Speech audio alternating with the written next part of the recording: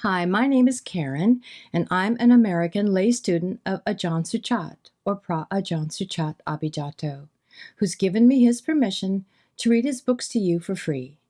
Ajahn Suchart's books and talks are always free. Any ads you may see or hear in this recording are put there by Google for its own revenue, in exchange for letting us use their platform for free.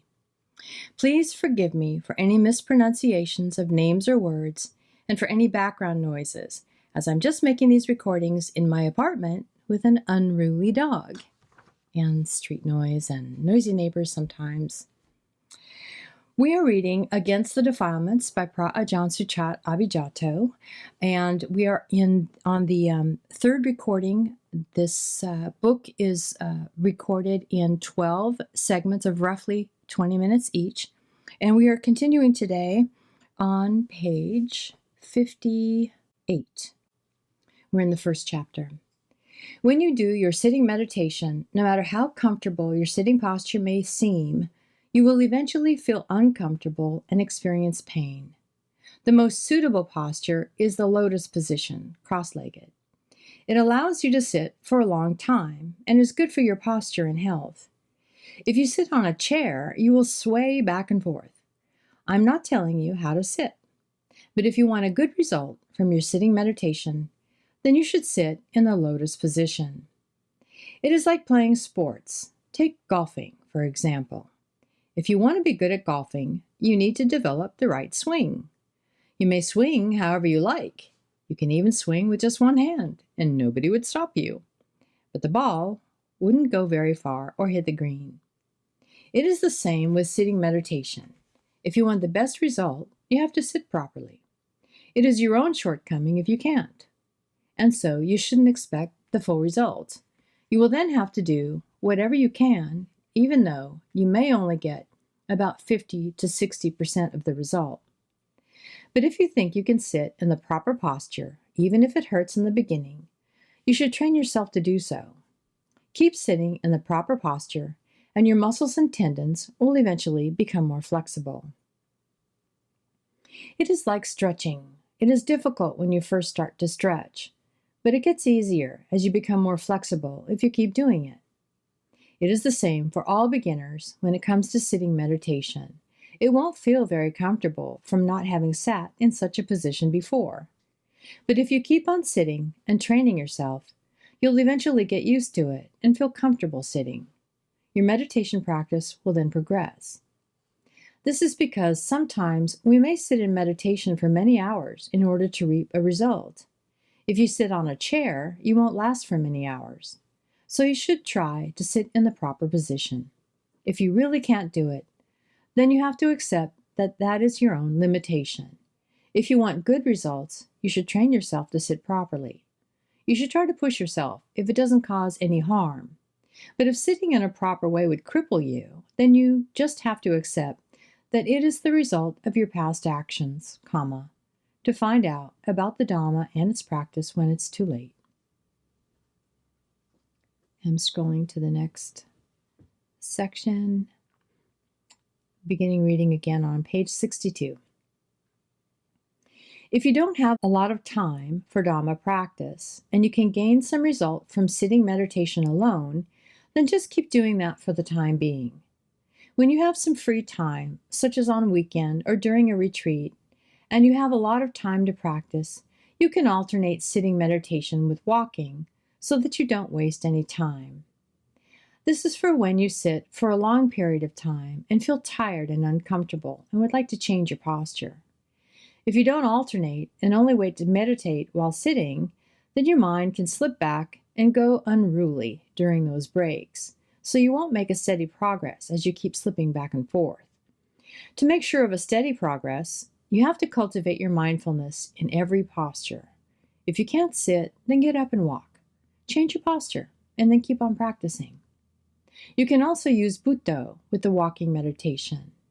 Or if you're too tired and don't feel like reciting Bhutto, you can also focus on your feet. For instance, you can be aware of your left foot when you're leading with your left. And you can be aware of your right foot when you're leading with your right, just like marching soldiers. You can just be aware of each step that you make. You can do whatever you like to stop your mind from thinking about other things, which would give rise to emotions and prevent your mind from calm. But if you keep focusing on your step, your mind will eventually calm down while walking. There are many senses to the so-called calm. There's a complete sense of calm. There's also an incomplete sense of calm. That is, you can still sense your body and feelings, but your inner state of mind has changed. It's just like after a storm comes a calm. If you meditate for a while and your mind is still and not proliferating, then don't think. Try to maintain that focus for as long as possible. This is to give your mind a rest, to nourish your mind, to reinvigorate your mind. Wait till your mind withdraws from that calm. Once you start thinking, then use those thoughts, sankhara, for your contemplation.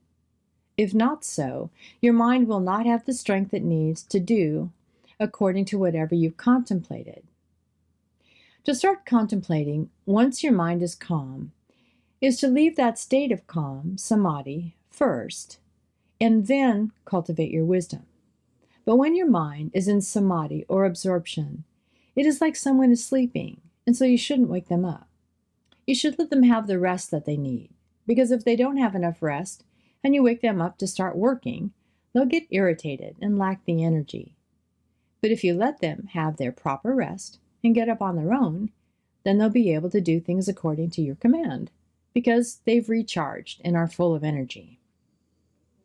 To calm your mind is to give your mind a rest that it needs in order to proceed with the work at the level of wisdom, panya. But while your mind is in that state of calm, don't venture out to do anything. Just stay put and leave it alone until it is ready to withdraw from samadhi. This state of calm can last less than half an hour, sometimes just 5 or 10 minutes. It depends on each of your own strength of concentration. If you keep practicing and become quite good at it, then it will last long. If you're new at it, it won't last very long. Once you've withdrawn from samadhi, you can either get up or sit to contemplate the 3 marks of existence, tilikana, of your body, your feelings, vedana, your perceptions, sanya, your thoughts, sankhara, and your consciousness, vijnana. Just keep contemplating mainly the 3 marks of existence on a regular basis. In the beginning, you'll mainly focus on your body. Your body is the first stage, easy and suitable for contemplation.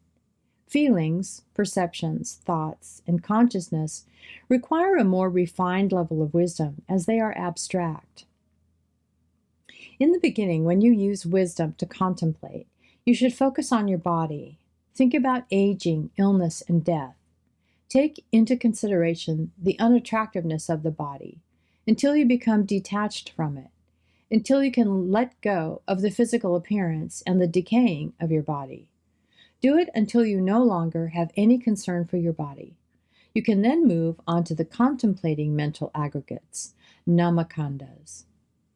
While you're contemplating your body, sometimes your feelings come into the picture. For example, during a long sitting in meditation, in a sense of suffering or disease, dukkha vedana will arise. So you have to contemplate both your body and feeling in tandem. Take into consideration that the sense of suffering is also impermanent. It arises, lasts for a while, and eventually dies out. So if you experience some kind of suffering at the moment, you then want that feeling to disappear. You want to be free from it. You have to try not to have such a desire. You have to just let that feeling be and take its own course. You can actually face such a feeling if you prepare yourself for it. But your mind is used to running away from it whenever it comes up against you. You want it to disappear, so you change your position. For example, you change your sitting posture while meditating when it hurts. If you do that, then you have yet to let go of your feeling. Your mind is still under the control of your feeling. To relinquish or let go of these feelings is to let them be. No matter how painful it gets, don't pay any attention to it. You may instead focus on chanting, on reciting Bhutto, or on examining directly where and how badly it hurts. With contemplation, you'll see that these feelings are just like any sound that comes up in your mind, just as you're hearing one now. So the physical pain is just like the sound in your mind. If you are averse to it and want to get rid of it, then you're adding on another layer of suffering. This is the kind of suffering in the Four Noble Truths. It is the suffering that comes from the craving for that sense of suffering to go away. It is the cause that makes such suffering much worse. If this kind of suffering, the one that belongs to the Four Noble Truths, doesn't arise, no matter how severe the sensation gets, it won't be able to affect your mind. What affects your mind is not the sensation, but an arising of suffering, samudaya, the craving for the sense of suffering and the physical pain to disappear. This is what causes your mind to suffer. If you bear in mind that such a pain is not unbearable, by keeping your mind focused, observing it, reciting Bhutto, and examining where the pain is, you'll see that it is simply in your mind. If you aren't afraid of it and don't want it to go away, it will eventually fade away. As soon as your mind stops latching onto it, it will disappear. Your mind will become focused and calm down. A sense of courage will arise if you manage to do that. You'll then no longer be afraid of any pain. The physical pain is minuscule compared to the suffering that your mind creates, the kind that comes from your craving and desire, from wanting the pain to go away. If you can stop yourself from wanting the physical pain to disappear, then the self-created suffering will also fade away. The actual physical pain is not as bad as the self-inflicted pain from your craving and desire of ridding yourself of it. For those who manage to get through this sense of suffering, you will go very far. Most people get stuck here. People get discouraged by the pain from sitting and give up, so they don't get very far. If you're determined, then you'll be able to get through it. In the beginning, you may recite Bhutto. When it hurts, don't think about the pain. Just keep reciting Bhutto. Bhutto will then get you through. You'll see that it is just like a sheer curtain. The pain is just a barrier that you don't dare to go through. So you end up not getting through it. But if you keep on reciting Bhutto, perhaps just 10 or even 5 minutes, you'll manage to get through it. So I'm scrolling to the next section past some photos and resuming on page 68. You can carry out your contemplation in every posture. You can contemplate while doing your work. When you get some money, you can also reflect on its impermanence. Money comes, money goes. You can investigate anything with your wisdom. When your eyes see a form, you know that it is impermanent, unsatisfactory, and not self. The same goes for sounds and everything else. When you meditate, there needs to be privacy and silence, just like when you're sleeping. You can't fall asleep in the middle of an intersection because of the disturbance from all the stimuli. But if you'd like to develop your wisdom at an intersection, you can do so by taking note of the traffic and being aware of its impermanence. And scrolling to the next section, beginning again on page 70. When you first begin to practice, there will be many trials and errors. Sometimes you do something right and manage to calm your mind, but you don't really know how you managed to do it. So when you want to do it again the next time, you automatically expect that it will be as calm as the last time. So you keep thinking about the result and become obsessed with it. It all comes down to mindfulness, sati. Maintain your mindfulness with Bhutto or any of the meditation subjects, kammatthana, to ground your mind. Your surroundings need to be quiet without any interference. Your state of mind also needs to be carefree, no problems with other people or any hindrance. These conditions all come into play and bring about the calm. If you happen to have a quarrel with someone or any issues, it will be impossible to calm your mind. Even if you do it the right way, you won't be able to meditate because of all of the lingering issues. It's just like listening to the radio. On certain days, the reception is really clear when there's no interference. And there are days when a roll of thunder and other sounds just keep interfering. And I'm scrolling down to the next section, starting on page 72. You cannot be discouraged when it comes to meditation practice. You will meet obstacles and feel unmotivated at times, but you must not stop practicing. Take a break. If it is not going so well today, then take it easy. Read a Dhamma book instead. If you push it too hard or pressure yourself too much, it will only stress you out even more. There will be a resistance, and it will cause more problems in your next practice. So on days that you can't really meditate, and you've already tried as much as you could, then take a little break. But don't make it too long. Only take that day off so that you can start again the next day. Just keep on practicing. It will be nice and easy on certain days. Your mind is temperamental. It's good on the days that your mind is inclined toward the path, magga. And it's difficult on the days that your mind is leaning toward the arising of suffering, samudaya. It is just like walking, against or with the wind. It will be easy on the day that you have the wind at your back. Your mind calms down easily during your meditation without much distractions. But on the day that you keep obsessing about various issues and constantly feel frustrated, your mind won't be calm no matter how hard you try.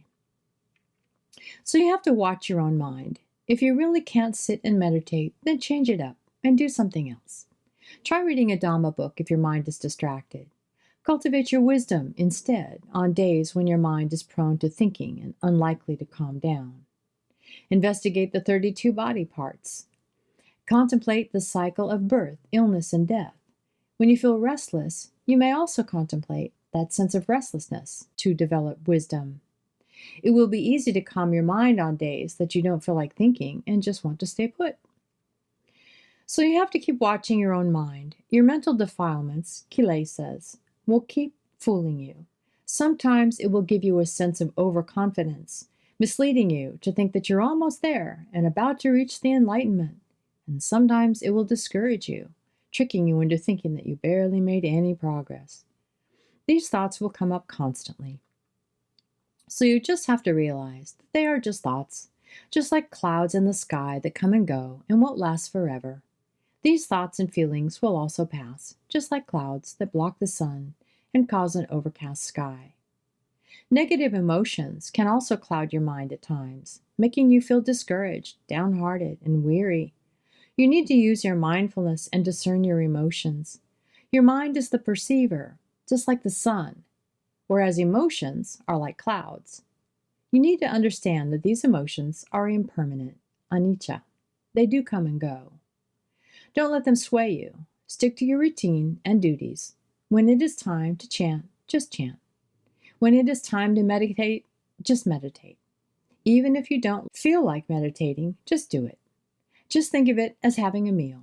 There are days when you don't feel like eating, but you still need to eat, because you know that you'll be hungry if you don't. You will feel that your mind has regressed on days that you don't meditate. So even if you don't make progress, at least maintain your position so that you don't regress. Just do whatever you used to do. Just do it, regardless of the result. When it is time to practice, just practice. There are a couple of pages of photographs after where I stopped. And then we will start again in the next recording on page 76, continuing on with Against the Defilements by Phra Ajahn Suchart Abhijato. I'll see you next time with Betta. Bye-bye.